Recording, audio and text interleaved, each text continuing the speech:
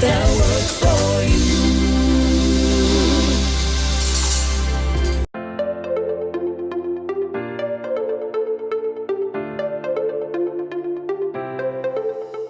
Hi, everyone, and welcome to the Power of Her Story, where we are curating and celebrating the journey of women from around the world. Life is a journey of people, places, and perspectives. Our journey today brings us to Freeport, Bahama, in the presence of another awesome, powerful, wonderful artisan who will be our special guest today. I am delighted to share in this opportunity because we as women, we are about women winning. And how does that happen? We share our life nuggets and also our life stories. Because it's through these stories, other women get to see themselves and understand how they too can overcome life's challenges. So today, I have the privilege of welcoming a very dear friend here in Grand Bahama. Her name is Mrs. Miea Israel.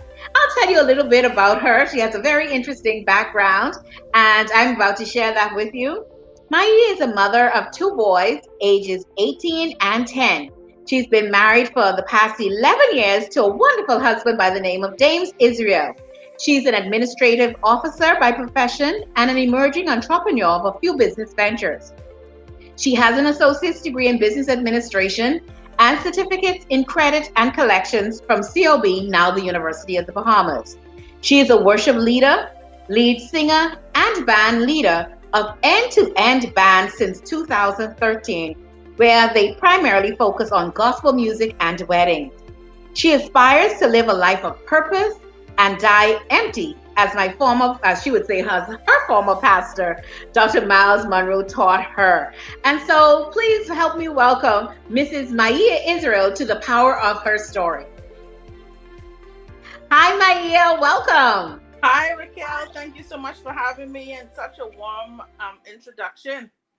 Well, thank you so much. And it was so much that I could have said about you. But we're still going to get that opportunity to talk a little bit more about who you are. And so we've gotten to meet Miea a little bit, the wife, the mother. Tell us about that. What's that like? Well, being a mother is very rewarding and challenging at the same time. Mhm. I don't take that privilege for granted, because it's something that's not afforded to many people. So I'm thankful that I am a mother to begin with. I call my children the blessings that God gave me. They get on my nerves nonetheless, but I am happy to be their mother. I'm happy that God chose me to be their mother. Marriage life is wonderful and challenging as well. You have good days and bad days, but I wouldn't choose to live my life with anybody else other than my husband. He's a wonderful man, and I thank God for him every day. Well, you talked about being a band leader and a lead singer and praise and worship leader, all those wonderful stuff. So, how do you balance wife, motherhood, career, and all these extracurricular activities? How do you do it all? I mean, I consider myself a busy bee. I have late nights and early mornings, and my passion for everything that I put my hand to drives me. And I'm one of those people that believe you make time for what's important for you. And so all the things that I pursue are important to me, so I make the time to do it. And it's just about time management for me and making the time for those things that are important to me. So Well, sometimes prioritize. I'm not able to fit everything in being a busy bee. Sometimes, my body forces me to slow down, and I have to do that. But I kind of get back into it eventually because it's just my lifestyle. Well, prioritizing is important. As you say, to things that are important to us, we make the time to do that. And so, what challenges have you faced as an artist? You're female coming up in this industry. What challenges have you faced, and how did you overcome those challenges? I think one of the main challenges is support from the Christian community and the community at large, as artists in general in the Bahamas. I think many artists can agree that it's a fight to be received as other international counterparts or the big names. even though your gift is the same as theirs. Bahamians find it hard to support their own, I think. So that has been a challenge. What has helped me overcome that is, again, my passion. I think just having an innate understanding that I was born to do certain things. And so it doesn't leave me. It's something that, it wakes me up. It's something that causes me to keep going. I get discouraged? Yes. But, once you fully understand that you're supposed to be doing something, the discouragement would normally shake itself off. Okay. Well, I'm glad because, as you know, our audience is women all around the world, and we have been stopping into what you call it different countries, having an opportunity to see what women are doing. But in light of everything that has been happening recently, you just recently had a scare. And that scare is become I call it the watchword. Every time we turn on the TV and the news anywhere within the world, this word is coming to us. And that word is COVID-19. You were previously and have recovered fully, as we can see, from COVID. Tell us about that journey. That must have been scary. It must have been a difficult one. And I think you were probably one of the first in the Bahamas, if not Grand Bahama, to perhaps have been diagnosed as positive. Yes. I was actually the second person in Grand Bahama to be diagnosed with COVID-19. I think I was maybe the seventh or eighth person in the entire Bahamas. That experience was life-changing on so many different levels. It was frightening because here I was, like I said, the second person out of the gate with COVID-19 in the Bahamas. There were so many unknowns about the virus. Even today, there still are so many unknowns, as a matter of fact. And I was petrified. I'm going to tell you the honest truth. When I started to display symptoms, it was on one of the last weekends in March. And I was in contact with the COVID-19 hotline throughout the entire weekend as different symptoms presented themselves. And so by that, the symptoms started that Saturday evening after coming off the beach and going to bed. I woke up, burning. So that Sunday, I just had a fever all day, called the hotline. They told me, okay, monitor it, give us a call back and let us know if anything persists. By Monday morning, at 5:11, I remember because I looked at the phone on the docket. I woke up gasping for breath, as if someone was choking me. And I had the fever. I was having shortness of breath, and it felt like someone had just rolled over me with a train. And so both of my sisters are in the medical field. I called my oldest sister. Older siblings are important. Let me just say that, right? I called her before I called the hotline. Then I called her hollering. And I said, Raquel, I feel like I have COVID. I said, I've been looking at the symptoms that they had on these things on social media. I've been in contact with the hotline. I said, I know something isn't right with my body. I'm one of those people, I know my body very well. Mm-hmm. And I called the holler and I said, Raquel, I don't want to die. My oldest son was graduating in June. I said, Raquel, I can't die. So she said, Miea, calm down. Go to the hospital. So I called the hotline after I hung up from her. They prepared to receive me at the hospital. They made the calls and made the necessary arrangements for me to be received at the hospital. Went to the hospital under the COVID tent, and they swabbed me. Keep in mind, as I was waiting to be processed, my temperature it kept going up and down, up and down, up and down. I was dehydrated. I was somewhat disoriented, but I had to stay under this tent. Anyway, I was there for several hours from like 9 and left for about 6 in the evening. They swabbed me. They told me, go in quarantine. They would get back to me within a few days with the results. That was Monday. By Wednesday, Thursday, the doctor called me and said, your results are positive. And so the journey began from my left. Like I said, at 6 p.m. that Monday night after they swabbed me. Even though I didn't have my official results, I knew that I was not well. And so the first part of my journey I want to talk about is the spiritual part of it. As a believer, I knew it was a test for me. And when I say as a believer, as a Christian, as one who subscribes to the Christian faith, I understood that even though I didn't understand what was going on in my body or what have you, I knew that it was a test that I would overcome. That night, when I got released, I blacked out twice. I remember getting up and going to the bathroom and then waking up in the middle between the floor in my bathroom. And then I remember standing up and trying to walk towards my bed, and I blacked out again. When I woke up the second time, I was on the floor in my closet. So when I woke up the second time, something told me, don't stand up, crawl on the bed. So I crawled with all of my might on the bed. And I saw, then I cried, and I had the biggest pity party you could ever imagine that night. Mm-hmm. I told God, how could you allow this to happen to me? There's so much wicked people in Freeport that should have COVID, you know, and why me? I'm a good person, and da-da-da-da. I didn't hear the Lord say anything. That morning I woke up. The Lord told me two things. He told me that some persons have set up some things against your life and don't want you here because of purpose. And he told me to remember who you are. That's the only two things God told me through my COVID journey. He never said he was going to heal me, none of those things. Nothing grandiose, just those two things. And here's why that's important. When he told me to remember who you are, I remember having a dream, and I was like a lion in a dream. I was sleeping, but I wasn't dead, but I was incapacitated, right?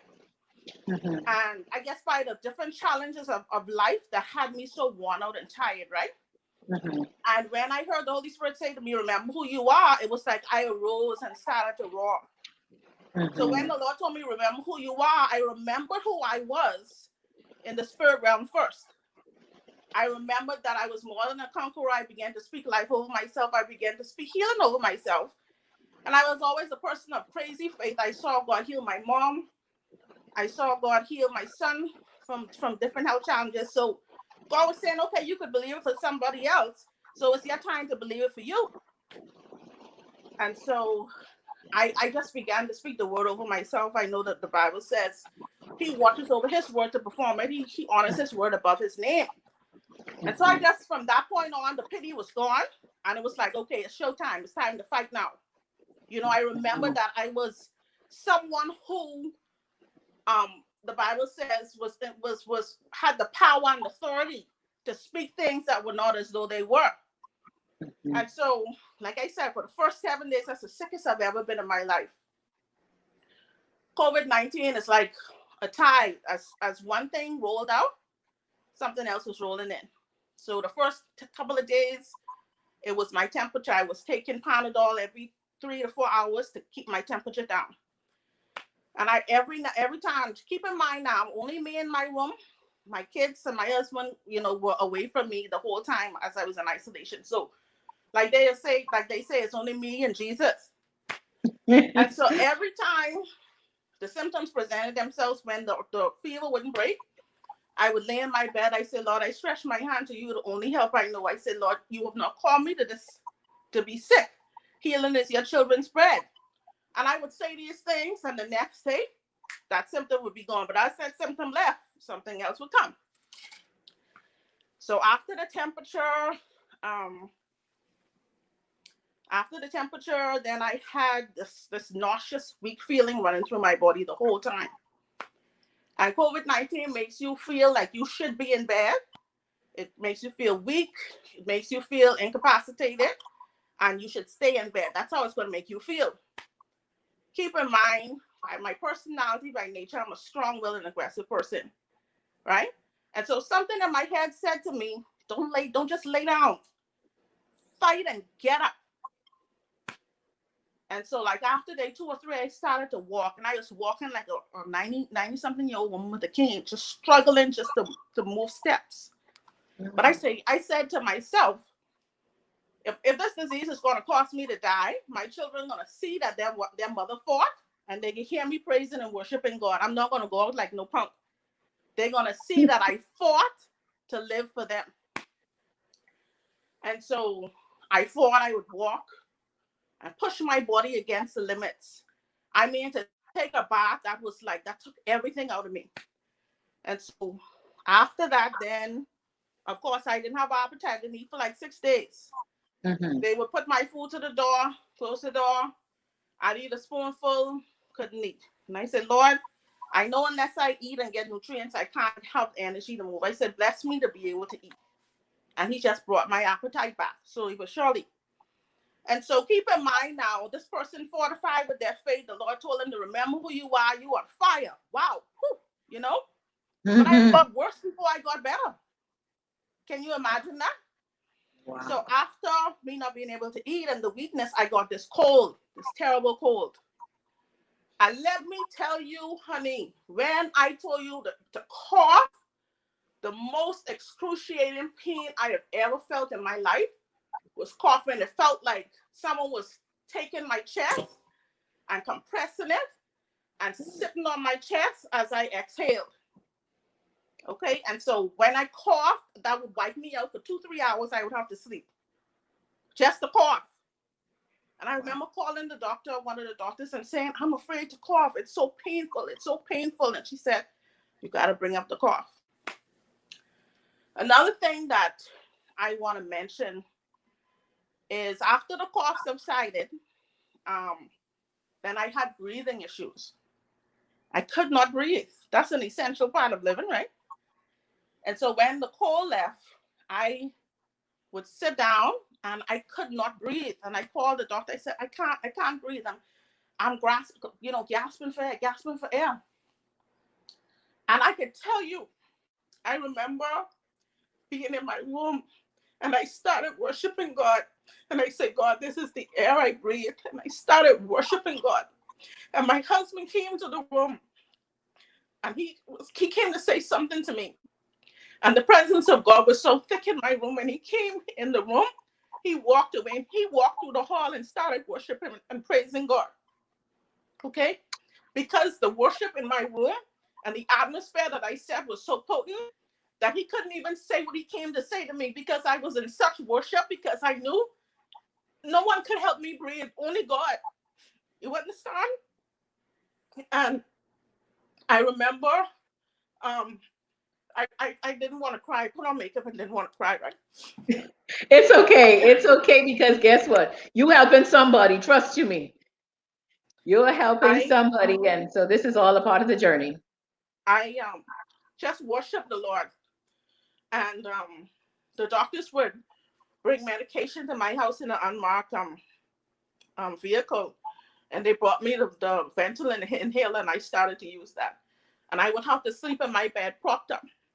And I would just raise my hand. I say, God, I just thank you for healing me completely. I just thank you. I worship you and I adore you. And I promise you that if I come out of this, I will let people know it's not by my strength and it's not by my spirit, but it's by your spirit that has brought me this far. And within a couple of days after that, I stopped using the Ventolin inhaler. I didn't even realize when I started to breathe again on my own. And for me, the spiritual implication of COVID-19 is one that caused me to remember my first love. You know, like I said in the beginning, I was like that lion, incapacitated, not dead, but just beat up by all of the challenges of life. And that's what the enemy does to us. He doesn't kill us, but he causes everything around us to consume us, that we have no more fight left in us if we don't really remember who we are in God. And so I want someone to understand that I don't take for granted being here. It's nothing that separates me from the 100 and something persons that have gone on that had COVID-19 in the Bahamas. Nothing. It's nothing special about me. Purpose has me here. The grace of God has me here. And so that's why I wanted to share with people, listen, COVID-19 is not a joke. It's not something in my wildest dreams I ever thought I would have.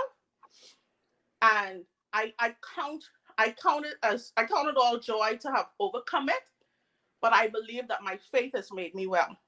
Mm-hmm. And I want to also say something important too. I'm not one of those spooky Christians that because I'm so fortified with faith, I'm not going to take the medicine Mm-hmm. kind of way. Everything that the doctors prescribed, I took. I had Mm-hmm. nothing to lose anyway. Mm-hmm. And so I just said, God, I asked you to give them wisdom to give me the right thing, you know. Mm-hmm. But it was life changing. That's the spiritual part, the physical part, the emotional part of it. It was hard on my entire family. Like I mentioned, my older sisters. I know they was crying all the time. My mom was crying. My two sons, they were afraid. My husband, COVID-19 doesn't just affect that individual. And so when, we hear um, measures being put in place to prevent one person from getting COVID-19, it's a domino effect on families and Yeah. communities, but it's just one person. And I get so irritated when people are reckless and don't think that this thing is real. It was real to me, Mm-hmm. Mm-hmm. you know? And so, I mean, having overcome that, I mean, I can tell you, like I said, it's been life changing for me. Mm-hmm. I was always one of those persons who live life with gusto and live, I always say my best life as best as I can. But I don't take anything for granted anymore. I used to be one of those persons who save an outfit for a special occasion or wear my fine perfume. Child, I wear them if I go in the bathroom. If that's what I mind doing, I can do that now. Because tomorrow Yeah, ain't promised to nobody no more. that is so true. You have people here today and they're gone today. And so, Maia, what you shared thus far, and I know you still locked and loaded and fully ready to go with even more, but I just want to pause here a moment because your story is about COVID-19. But as I listened, I called it with another pair of ears. It does not only speak to COVID-19, it actually is reflective of the journey of life where we are challenged with different challenges. And so I want persons to, one, understand, yes, we are specifically speaking about COVID-19, but what she is sharing with us is a little bit more. Her issue was COVID-19. Your issue may be finances. Your issue may be another form of health challenge.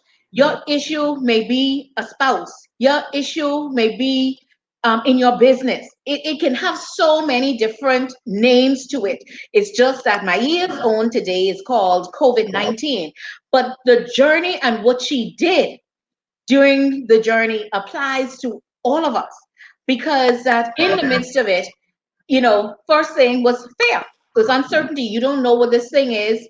And like she said, she was in that first batch of person. So even to some of the doctors, they were uncertain as to what to do. So literally her life was hanging in the balance. And the only great physician that we know of was and is Jesus Christ himself. And so she had to depend on him. So many times in life, we tend to like she did. Okay, let me call my sister, but you were like, sister can't help me. She's a nurse, but she can't help me. Call the next one. That one can't help me. Call husband. He can't, as much as they love her, as much as they want to I call it relieve the pain and what she was going through, there was nothing they could do. And so she had no choice. But the good thing is, she was reminded of who she is. And today, I want you, as you're watching, to be reminded of who you are and whose you are.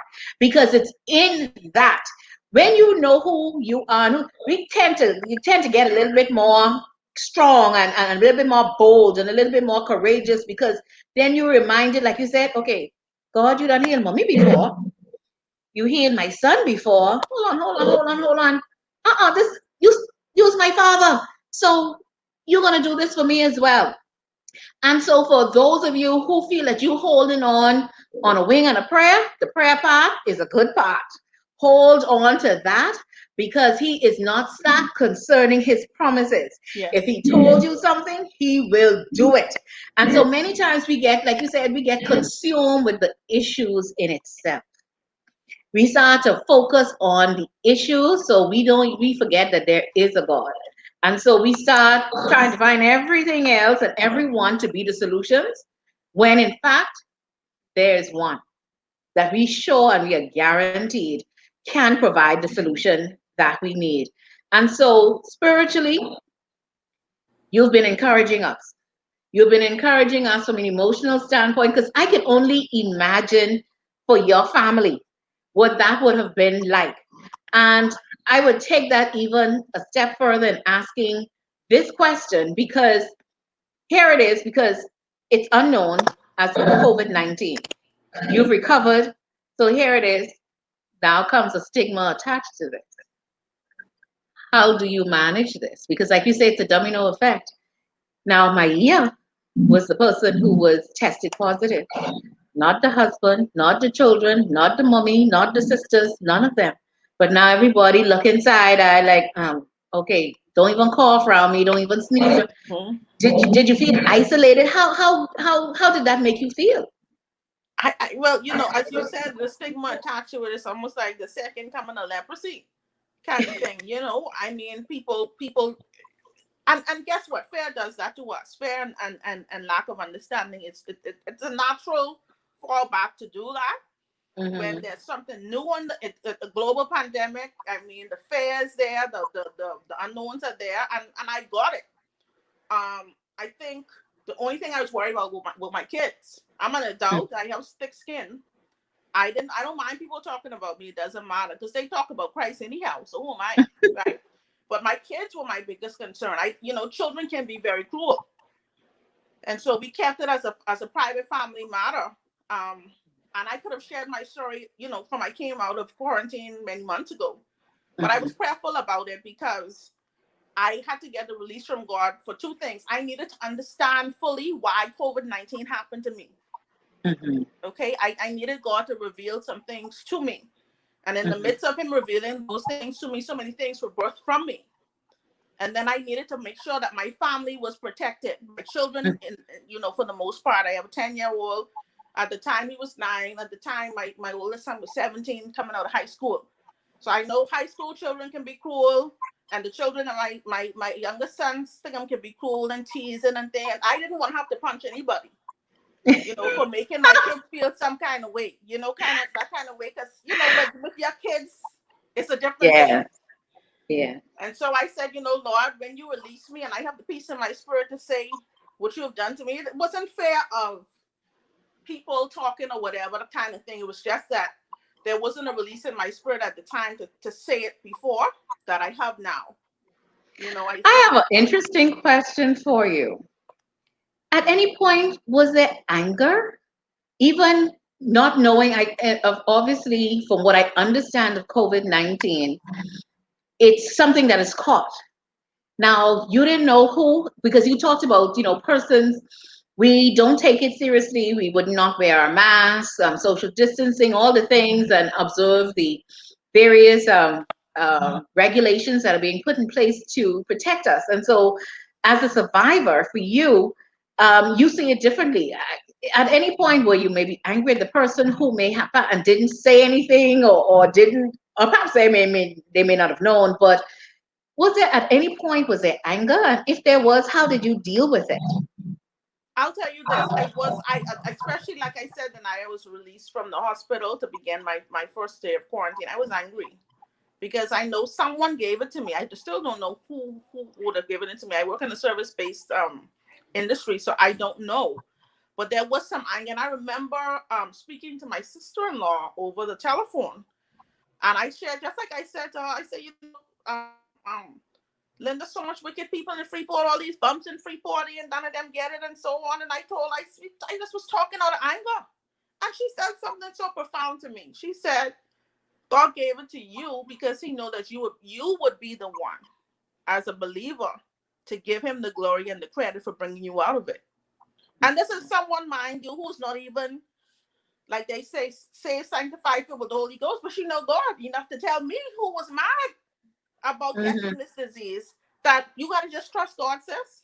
God knows why he's doing it. Even if you don't understand it, God know that you, if it wasn't you, those other people wouldn't come back and say, God did this, God did that. So true. Now, you mentioned that during this process, and I call it process, and I think everybody on who watches the Power of a Story, at some point that word comes out, process. He birthed some stuff in you. Would you share with us? Well, I am so excited about several projects that I'm working on. One of them being a show similar to this.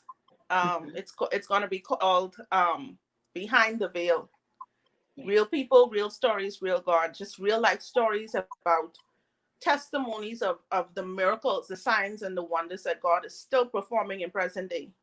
Mm-hmm. From people just like you and people just like me. And I'm so excited about this project. Um, when, of course, like you would have mentioned at the beginning, you and I are friends, so you knew about this project many months ago.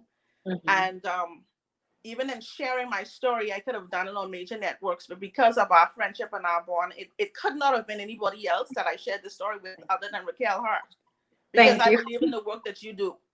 And I know that you will believe in the work that I do because purpose has us here.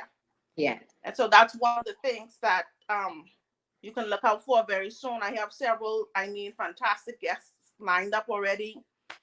I'm going to be reaching out to Mr. Cranston McDonald. He doesn't know yet, but I'm going to be reaching out to him and so many other talented persons that I got to make sure that the show is of the best quality, because I want to portray kingdom excellence. As a child of the King, I want to display what happens when God is in the midst of something very small. See, I had this conversation today, and I love having these conversations. I think the Power of a Story timeline is is sometimes too short. And because when I listen to the guests, it like triggers something, it ignites something. And so I know God has been divinely assigning persons to be a part of the Power of her story. Because the thing about process and what it does, process brings about transformation. And it's likened, and you will forever hear this story from me as it relates to a caterpillar becoming a butterfly. Looking at a caterpillar, you do not understand at times that the DNA of a butterfly is residing in a caterpillar. Because when you're looking at this, it's in its raw state, and it isn't nowhere close to what we know a butterfly to look like. But the process that it takes us through during those moments when it was just you and God, could you imagine now him in his cocoon? It's just him and God. And when the end of it comes out, here comes something beautiful. Now he's birthing something. And that's it for all of us.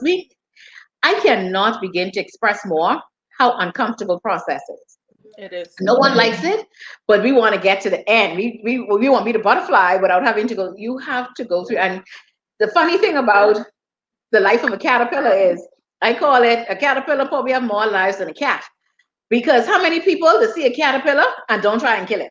Mm-hmm. And most time they successfully do it, but I don't think we're thinking at that time, this is a butterfly in the making. So many times we kill people by our words. We kill people's dreams by the things that we do, not understanding that you may be looking at the Raquel now, not knowing that God have another plan for Raquel down the road, but Raquel has to go through this process and go through this until I get to where he needs me to be, because some things are happening in those dark moments. Mm-hmm. The worship was birthing during those dark moments. And for others, whatever it is that is needed for that end part of the journey, he's birthing that in that moment. And so I'm saying to the women who are watching, like we say, women, we want you to win. And the only way you can win is through Jesus Christ and with Jesus Christ Yes, himself. And so as you absolutely. go through the process of whatever it is, be it right now, many persons in Grand Bahama are feeling the pinch economically, and you're trying to figure out, how do I pay a bill? The hotel still is closed, and I don't have no work. My husband isn't working. There's no income. I'm waiting on a food coupon, all these things. And see, but you're looking at man. We are constantly, unfortunately, our eyes. We are looking for solutions from man, when in fact God given man the solutions for us. I, So I, if you, I want I want to say something. You hit on something so very important just now. You talked about joblessness and all the different economic challenges in Grand Bahama. Let me remind you of one thing that's so important too.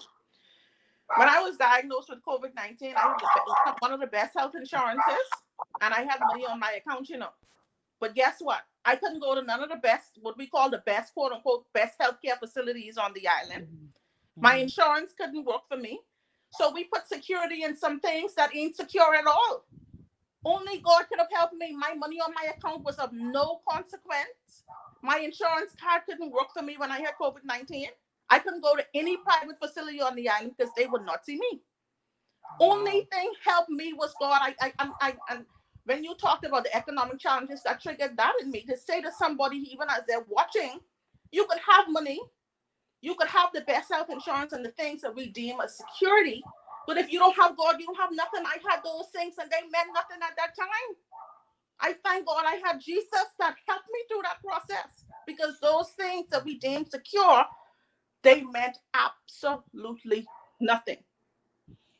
That in itself is very profound, Miea, because like I said, we tend to look to resources as opposed to looking to the source, because ultimately everything is in Him. The healing that you need in your body is in Him. The deliverance you need from whatever situation you may be faced with is in Him. It is in Him we move and we have our being. And so Absolutely. that is what it's all about. And when we come to that place, and I know the human side of us, we tend to lean onto our own understanding, and that's why you say don't lean there, don't lean there, because he knows that is limited, because there's a bigger picture sometimes that we don't see. We just have to go through the process, and that process then takes us to becoming that butterfly. And so, Miea, as we wrap up, I want you to give a 30-second word of encouragement to the women. Mind you, men watch us too, but it's catered to women because it's all women as guests. But we want you to give a 30-second wrap up and to encourage some woman who is watching, and tell us where and when we can find you and your new show. And I know you talked about as an emerging business entrepreneur. Tell us everything. We want to know how to find you and how we can continue to support you, because it's women helping women to win. And so that's what we want to encourage as we celebrate and curate your journey. So before I end my segment, I just want you to know we celebrate you. We Thank you so much. celebrate the victories that you have overcome. And it's through these things that we can see ourselves. Sometimes we think we are on this journey by ourselves. No one else has seen this, or no one else has been through this. I'm the only one. Like you say, we go into this pity party. And then when you, no, sweetie pie, some other woman has gone through this. And so we thank you. We celebrate you. We honor you for allowing yourself to open up to us today. So wrap us up and give us a 30-second encouragement to keep us going for the rest of the week. Well, my biggest takeaway from my COVID-19 journey is to live, to honestly, it may sound cliche and it may sound simple, but it's easier said than done. It's to live by faith and not by sight. As I said, I would have gotten worse before I got better. And my faith made me well. My belief that God would do what he is capable of doing. Even though I looked at myself when I was physically unwell, I believed. And so I would say to people whose faith may be shaken because of economic circumstance, lack of jobs, things of that nature, God is still able. He's still in the business of taking care of people. If he takes care of the birds in the air, how much more are you? So don't worry about it. You lay it at the throne of God, and he will do what he is able to do. And that's exceedingly abundantly above all you can ever ask, think, or even imagine. So live your life by faith and not by sight. In this kind of time that we're living in, so much trauma and drama and everything is happening around us. But keep your eyes on the one who stills the water and calms the sea. Keep your faith intact and just watch God do what he can do. Yeah. Um, in terms of my show that will be airing very soon, Behind the Veil, I'm going to be launching the social media pages within a few weeks. So you'll see all the hashtags and stuff for that. BTV, which means Behind the Veil TV, and I'll be announcing some guests very soon. Just really thought-provoking conversations and just things that will make you just realize that God is still real, and those guests sharing the things that God has done in their life. And so I really want to focus on that. I really want that to be a platform for people just like me who would have overcome. You know, we be overcome by the blood of the Lamb and the word of our testimony. And today I was able to give you my testimony of being alive and sitting here and talking to you, because I could have been 6 feet under. Many persons are not here to tell their story. They did not overcome COVID-19. And for that, I'm very grateful. In terms of the businesses I'm launching, I don't want to preempt them yet. You know, the Bible says you don't let your left hand know your right hand doing some kind of way. So I want to keep them until I have some legal stuff lined up. I want to keep those under wraps, but definitely, you know, you'll be one of the first people that knows. Thank you so much. Excited. Thank you so much once again, Miea, for joining us here on The Power of Her Story, where we are celebrating and curating the journey of women. It's about women helping women win. And so today we celebrate the journey of Miea Lopez Israel, who has told us her story about overcoming COVID-19 and all of the various challenges associated with it. So we celebrate her today. I can't say where our journey is going to take us next, but stay tuned. Continue to watch us here on The Power of Her Story every Monday at 6 p.m., where we celebrate and curate the journey of women from around the world. Thank you so much. Feel free to continue to tune into our various shows here on RBNTV, on our YouTube channel, or you can tune in on our Facebook page or Instagram pages. Thank you once again. God bless, and see you again real soon.